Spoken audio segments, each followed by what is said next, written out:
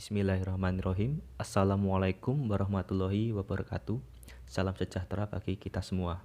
Perkenalkan, nama saya Rafli Arfian dari program studi S1 Manajemen Fakultas Ekonomi Universitas Negeri Yogyakarta. Dalam rangka kegiatan kuliah kerja nyata atau KKN UNY tahun 2020, saya akan membagikan sedikit informasi mengenai penggunaan dan manfaat dari dompet elektronik ataupun dompet digital. Nah, dompet elektronik atau dompet digital merupakan salah satu inovasi keuangan dengan memanfaatkan kemajuan teknologi yang memungkinkan para penggunanya dapat melakukan suatu transaksi jual dan beli secara elektronik dengan cepat dan aman. Nah, dompet digital atau dompet elektronik ini memiliki banyak jenisnya atau bisa dikatakan memiliki banyak produknya.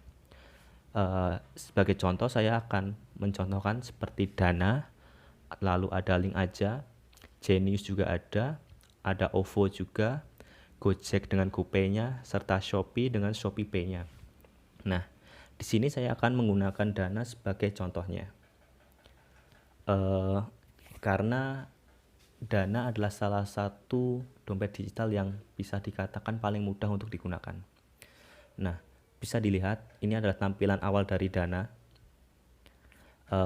Di bagian paling atas ini merupakan saldo ya. Nah, bisa dilihat saldo.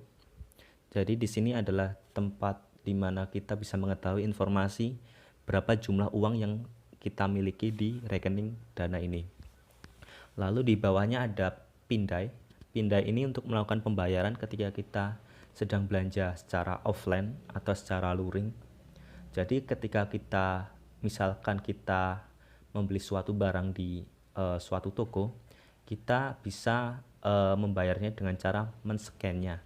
Itu nanti akan secara otomatis memotong saldo dari rekening Dana kita. Nah, untuk di bagian kanannya ini adalah isi saldo.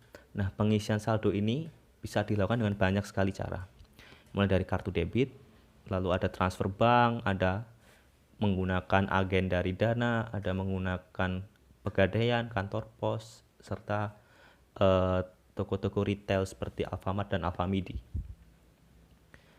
Lalu yang selanjutnya adalah kirim dan minta. Jadi ketika seorang pengguna Dana itu dia bisa meminta atau mengirimkan uang ke sesama pengguna Dana ataupun ke rekening bank lain.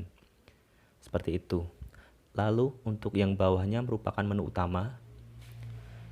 Bisa kita lihat penggunaan dompet digital ini sebenarnya sangat fleksibel ya. Bisa digunakan untuk melakukan apa saja. Jadi bisa dilihat dari sini kita bisa menggunakan dompet digital ini untuk membayar pulsa. Seperti ini. Tinggal masukkan nomor dan pilih juga nominal pulsa yang akan kita beli, akan otomatis memotong saldo kita dan pulsa akan otomatis masuk. Lalu ada listrik, air, lalu ada internet, telkom, gas, dan lain-lain. Nah, di sini juga terdapat asuransi. Jadi jika kita ingin memiliki asuransi, kita juga bisa menggunakan manfaat dari dompet digital ini.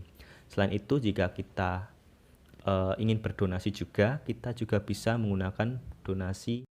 Untuk saat ini yang saya ketahui hampir seluruh dompet digital bisa dilakukan untuk melakukan suatu pembayaran secara offline ataupun luring ataupun secara langsung dengan cara menggunakan kode QR resmi dari Bank Indonesia atau yang bernama QRIS.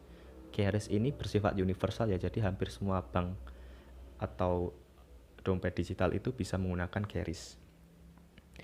Bisa dilihat ya di bagian bawah itu ada 5 kolom, yaitu beranda, riwayat, pay, pocket, dan saya. Yang Anda lihat di sini adalah bagian beranda. Jika kita berpindah ke bagian riwayat, kita bisa melihat daftar atau list dari riwayat penggunaan Dana kita. Jadi kita bisa mencatatnya untuk mencatat pengeluaran, mencatat pemasukan, dan lain sebagainya. Lalu untuk di bagian pocket, di sini adalah kita melihat voucher-voucher kita. Biasanya Dana ini akan memberikan kita voucher yang bisa menjadi potongan harga ataupun cashback seperti itu. Lalu di bagian saya adalah merupakan profil kita. Nah, di sini kita bisa melihat saldo kita berapa, lalu kartu debit atau kredit yang tersimpan berapa. Baiklah, terima kasih.